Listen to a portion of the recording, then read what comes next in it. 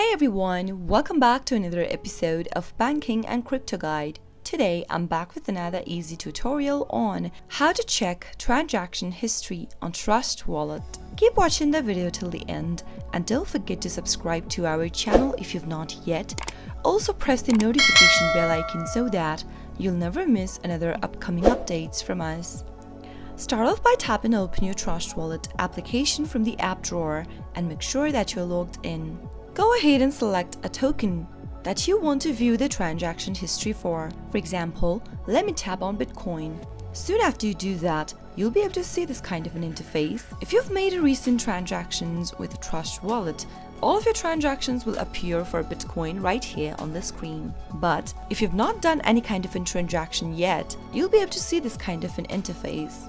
In order to view a transaction history of a particular coin, you'll need to go ahead and type that particular individual coin and see the transaction history related to it. That is how it can be done. I hope the tutorial was helpful to you. If it was, go ahead and give us a thumbs up. I'll be back soon with more tutorial videos like this. Thanks for watching.